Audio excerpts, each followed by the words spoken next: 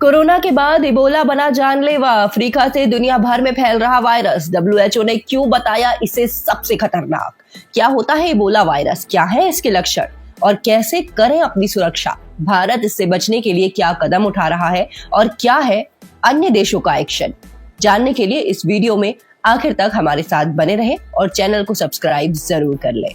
साल 2020 को भला कोई कैसे ही भूल सकता है, जब कोरोना महामारी ने लोगों को घरों में कैद कर दिया था। ये वो दौर था जब लोग एक दूसरे के नजदीक आने से भी डरते थे।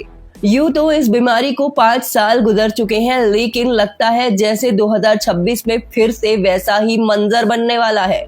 दरअसल अफ्रीका के कुछ हिस्सों में, specially democratic Republic of Congo और युगांडा में एक वायरस तेजी से फैल रहा है, जिसे इबोला वायरस कहते हैं। इबोला एक बेहद खतरनाक वायरल बीमारी है जो ह्यूमंस में बहुत तेजी से फैलती है और कई मामलों में जान जाने का कारण भी बनती है। इस वायरस की खोज पहली बार 1976 में अफ्रीका में ही की गई थी। इसका नाम इबोला नदी के नाम पर रखा गया है जो अफ्रीका में मौजूद है।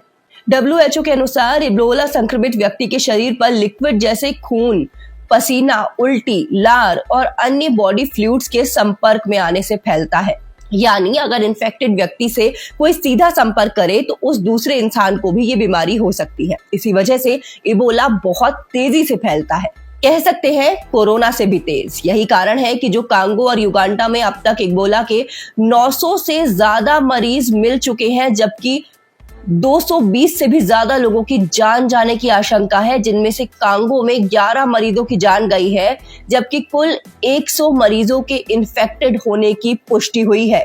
वहीं अफ्रीका के सेंटर ऑफ डिजीज कंट्रोल ने युगांडा के अलावा बुरुंडी, मध्य अफ्रीकी गणराज्य, रवांडा और दक्षिण अफ्रीका के भी संक्रमण के खतरे की वजह से हाई रिस्क पर है, क्योंकि इनमें से कई देश ऐसे हैं जहां मेडिकल फैसिलिटीज ना के बराबर हैं। ऐसे में संक्रमित व्यक्तियों के इलाज के लिए ना तो डॉक्टर समय से पहुंच पाते हैं और ना ही मेडिकल स्टाफ, और हॉस्पिटल्स भी गांव की पहुंच से दूर होने की वजह से सही समय पर इलाज नहीं मिलता। ऐसे में इबोला का खतरा अफ्रीका में तेजी से बढ़ रहा है। इस वायरस को लेकर डब्ल्यूएचओ ने भी चिंता जाहिर की है।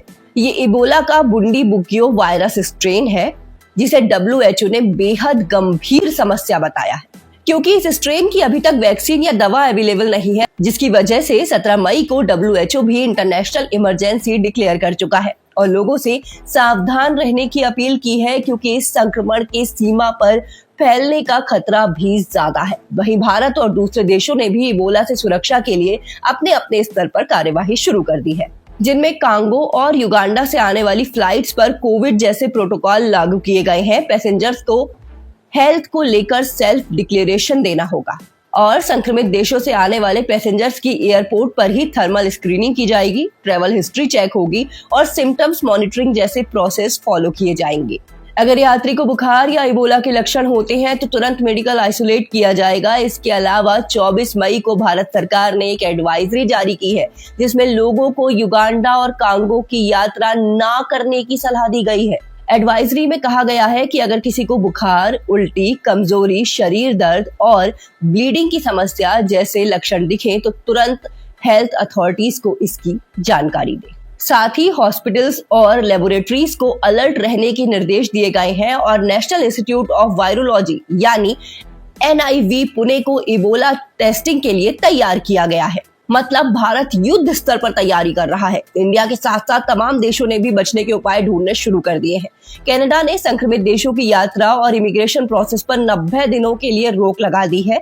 सिस्टम एक्टिवेट कर दिया गया है। इटली भी एक्शन मोड में है, क्योंकि 25 मई को यहाँ तो लोगों के इबोला पॉजिटिव होने की खबर फैली थी। हालांकि रिपोर्ट में दोनों ही नेगेटिव मिले। वही खतरे को देखते हुए अमेरिका ने कांगो, युगांडा और साउथ सूडान की यात्रा से बचने की सलाह दी है और यहाँ से आने वाले लोगों की भी विशेष जांच की जा रही है। कुल मिलाकर हर देश ने अपने अपने स्तर पर काम शुरू कर दिया है। ऐसे में आपको भी इबोला को समझना बहुत जरूरी है, ताकि इसके जाल में आप ना फंस जाएं।